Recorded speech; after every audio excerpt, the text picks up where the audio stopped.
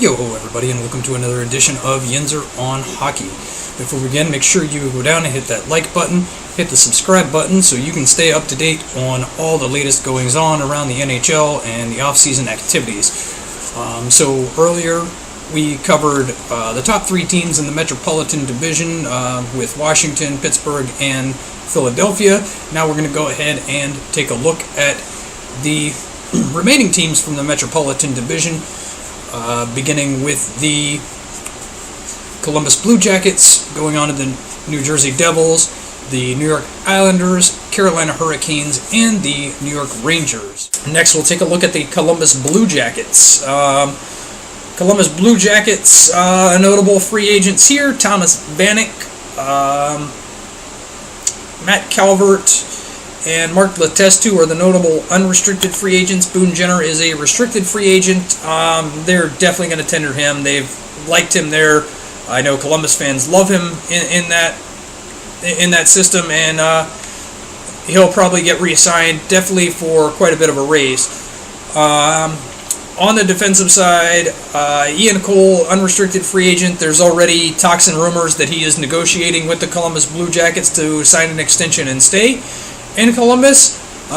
Jack Johnson is also an unrestricted free agent, and he has made it abundantly clear that he is not coming back to the Columbus Blue Jackets. So he's probably going to be sought after as a 31-year-old left-handed defenseman. Probably gonna get some offers to go to a contender and be probably a top four defenseman, even though he wasn't quite where he had been in years past. I know they had scratched him quite a bit this year, and he missed some time in the playoffs. They had scratched him, so he's obviously going to be looking to rebound. In goal,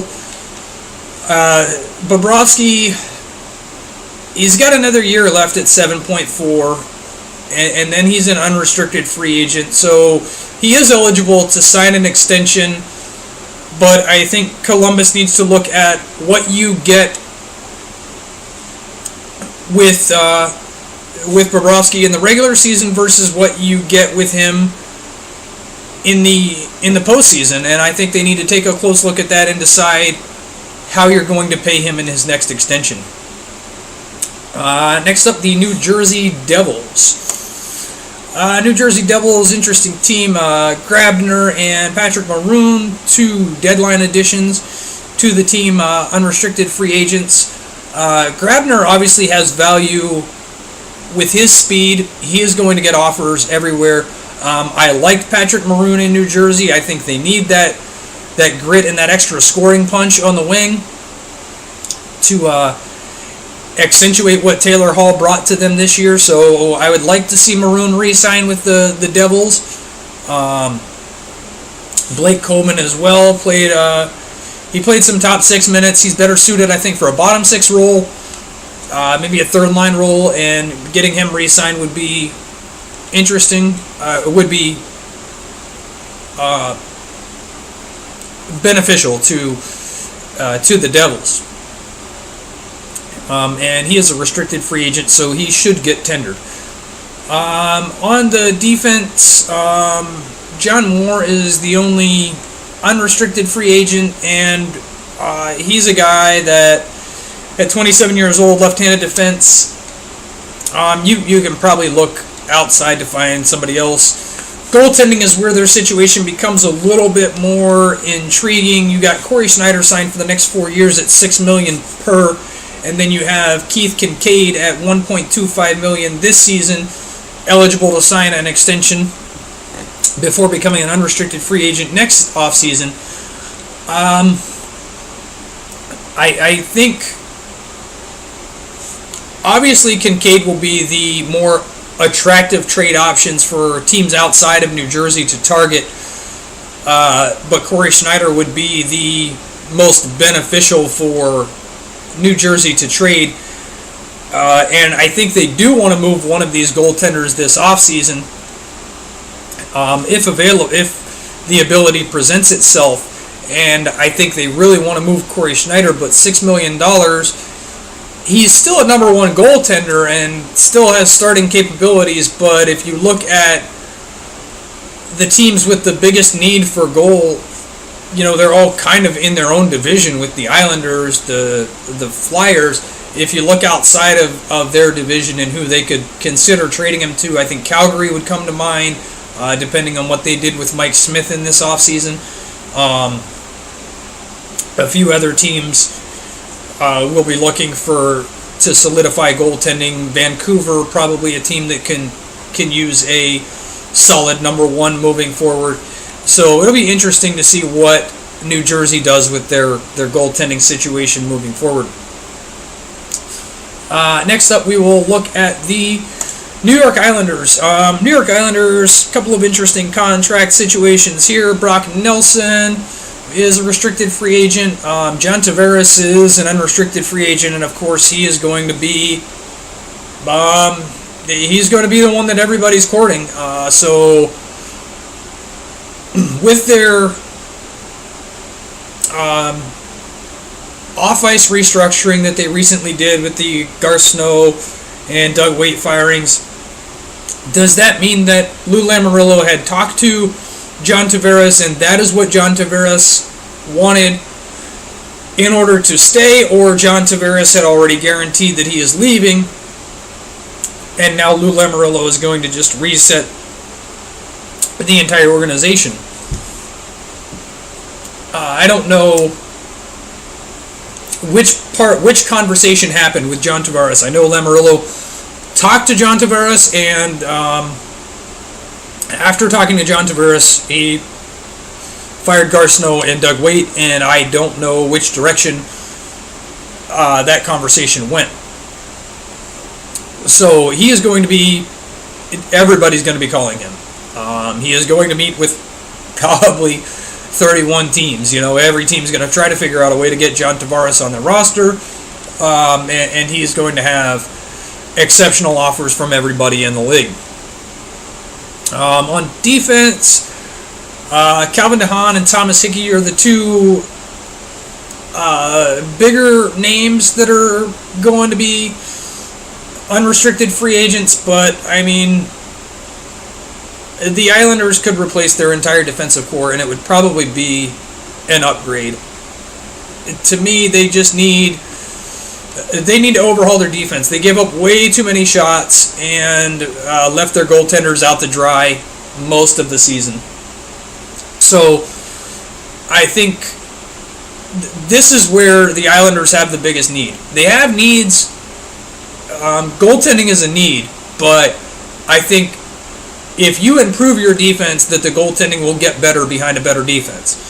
And I think that Karlsson will be an interesting name, especially if you're not able to re-sign Tavares. That's going to free up a lot of cap money to go after a big-name defenseman like John Karlsson, or maybe even a big trade to obtain Erik Karlsson, which we'll talk about in a later video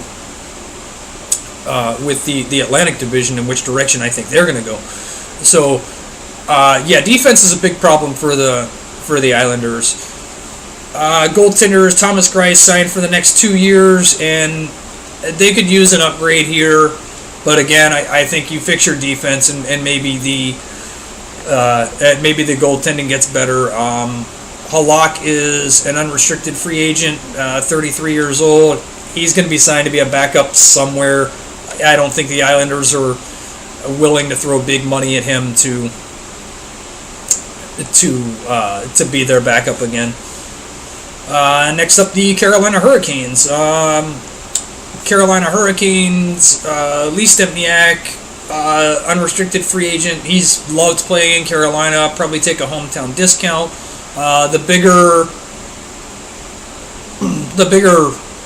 picture for what you're going to see with Carolina is a lot of trade talks. I know you've heard Jeff Skinner's name mentioned in different trade talks. Noah Hannafin, who is a restricted free agent, his name's been mentioned in different trade rumors.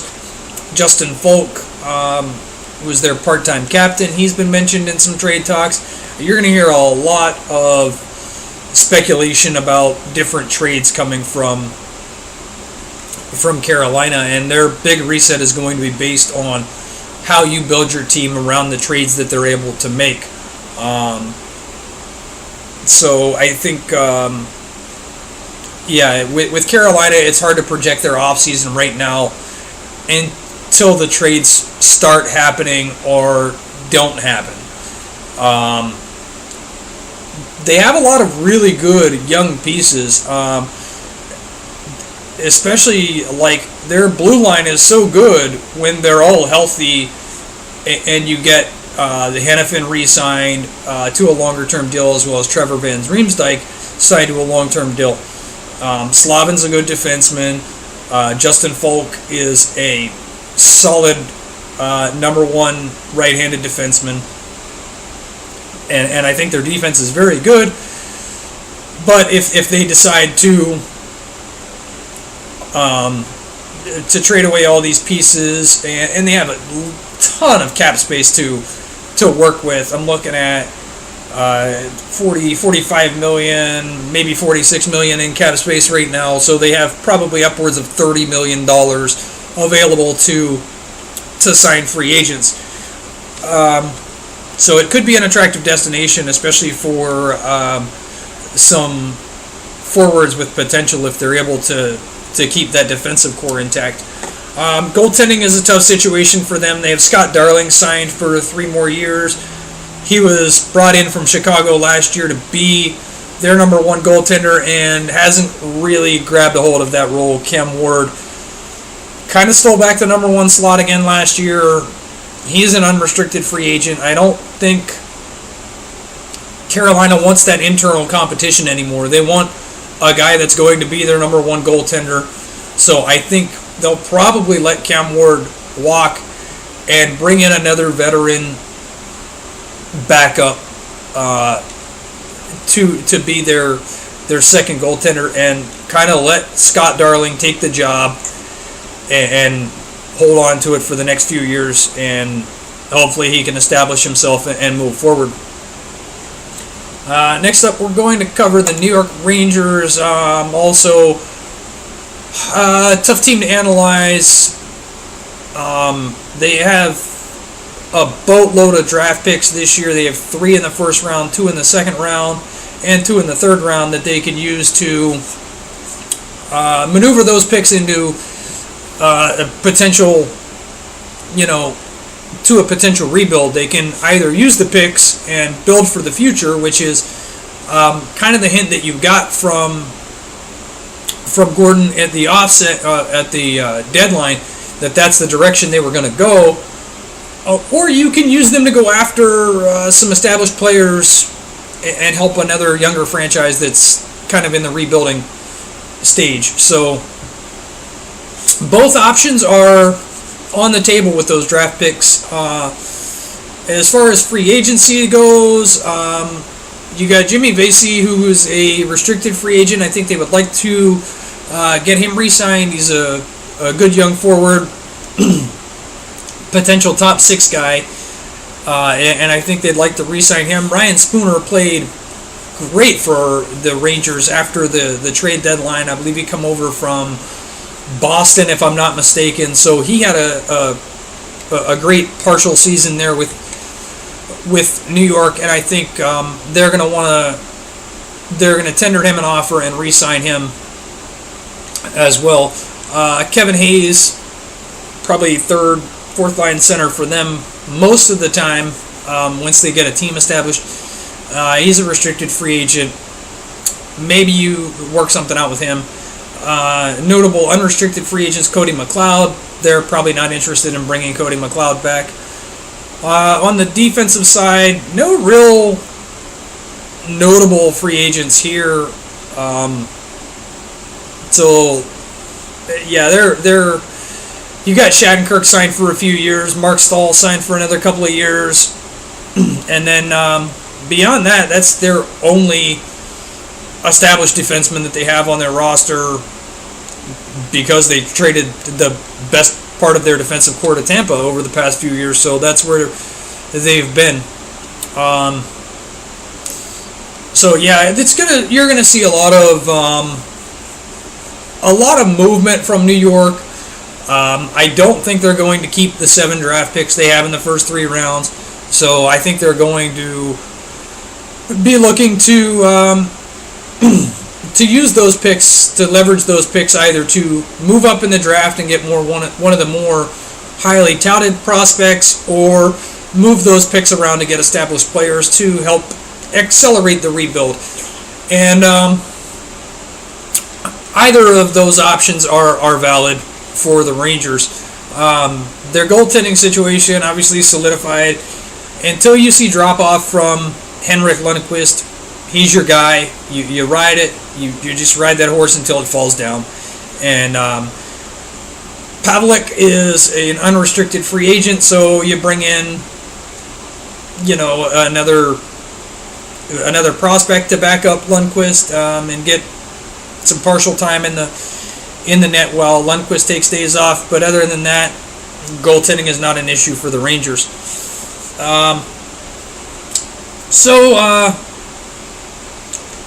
What big moves do you guys see coming out of the Metropolitan Division? Which team's going to be movers and shakers? Which teams are going to stand pat? And which potential players could teams move that would kind of shock everybody? And let me know in the comments below, what's your outlook for the Metropolitan Division in the coming offseason? And be sure to like and subscribe. Make sure you hit the bell to follow along with all my content. And as always, I appreciate all the support you guys provide. And we will see you next time.